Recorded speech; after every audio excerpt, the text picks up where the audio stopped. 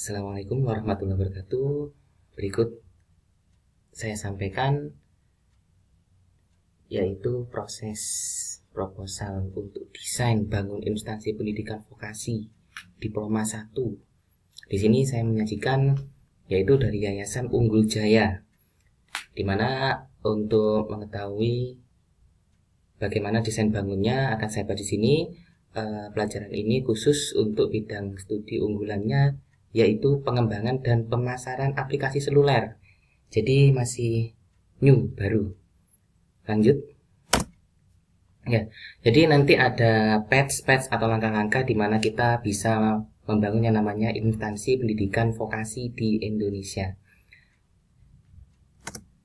Yang pertama yaitu apa yang melatar belakangi kita atau saya sendiri itu berkeinginan untuk mendirikan sekolah vokasi Diploma 1, mobile app, pengembangan, pembuatan, serta pemasarannya.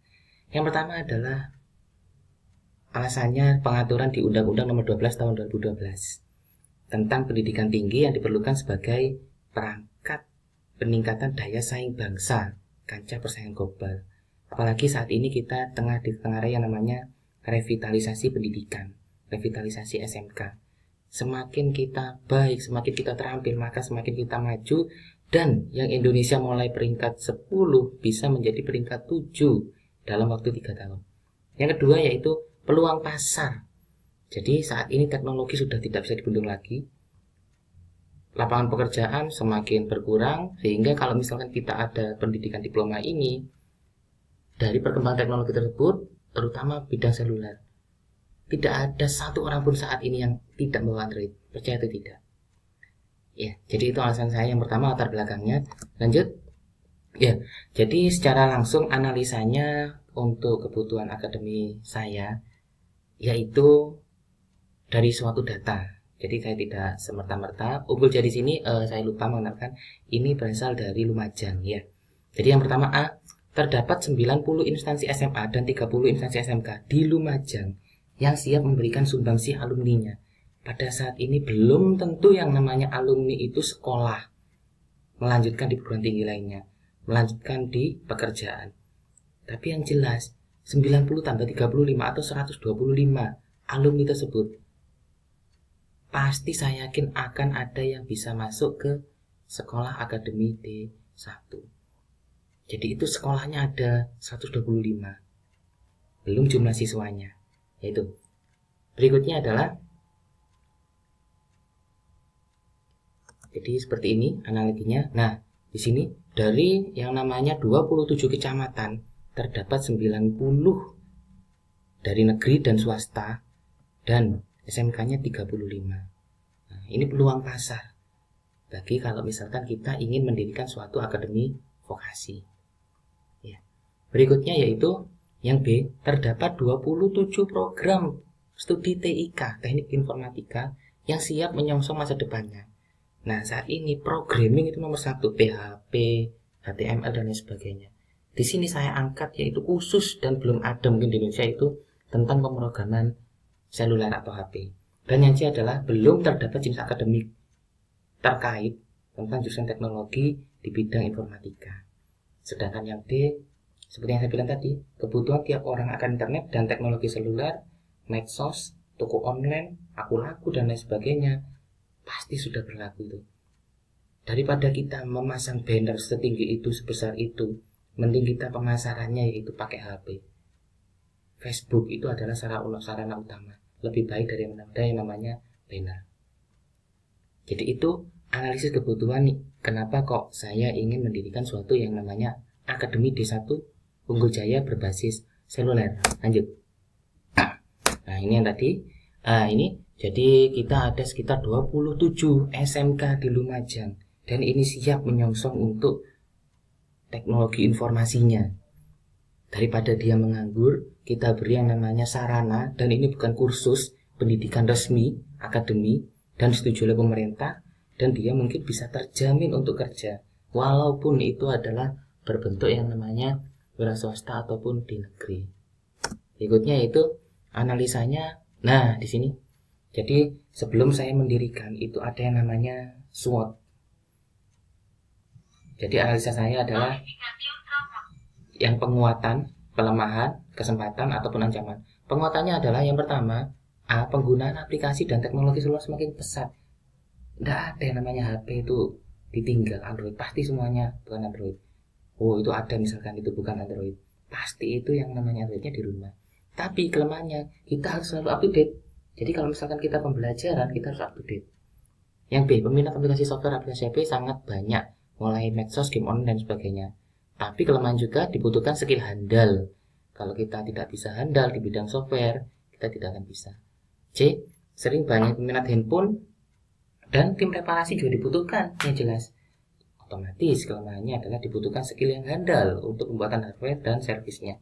Kesempatannya apa? Yang A, Lumajang bukan termasuk kota unggulan tentang bidang teknologi dan rekayasa. Ada satu akademi yang namanya AKNL, Akademi Negeri Lumajang.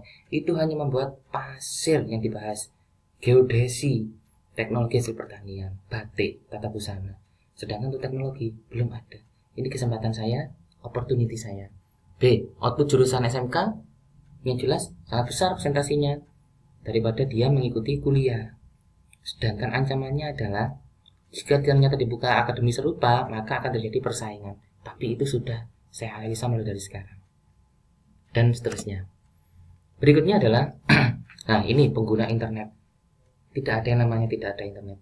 Kalau dulu yang namanya 2015, kita yang namanya internet itu hanya sebagai pengguna. Tapi berikutnya 2017, tiap kampus pun sekarang, provider Pak Dinek di Soekarno-Hatta itu mensuplai namanya Brawijaya, Poltek, Iki pun sekarang disuplai. Jadi memang dibiasakan instansi itu bukan yang namanya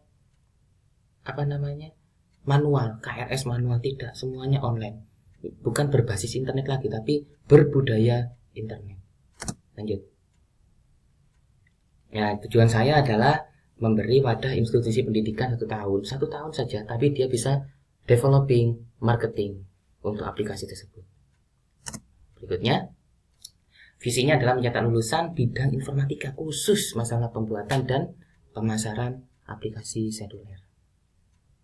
Misinya memberi keterampilan yang tentang software, mobile phone, programming, dan juga yang paling penting adalah entrepreneurship atau kewirausahaannya.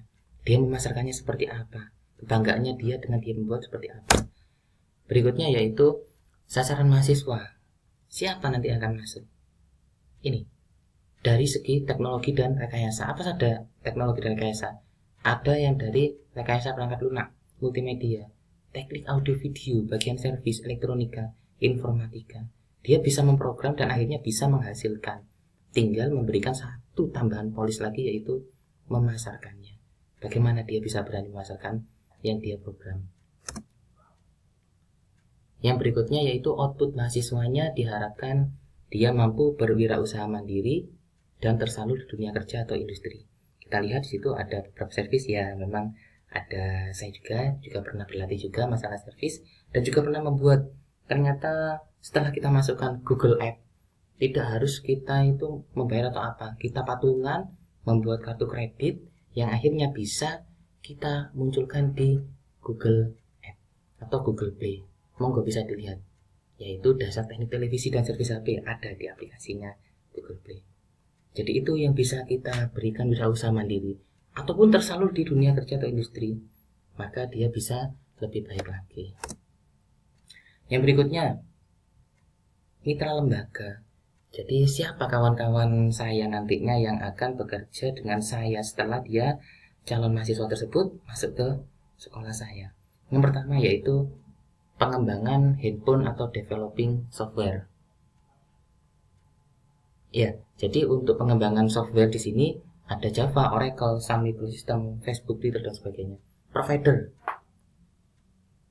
Mohon maaf salah ini. Jadi tadi provider handphonenya, jadi Evercost, Oppo, Samsung, online shop, dan provider internet lainnya, Telkomsel, Indosat, pasti membutuhkan yang namanya kreatif dan berjiwa wirausaha juga. Anak yang pintar belum tentu dia punya jiwa wirausaha. Di sini kita ajari di akademi. Next.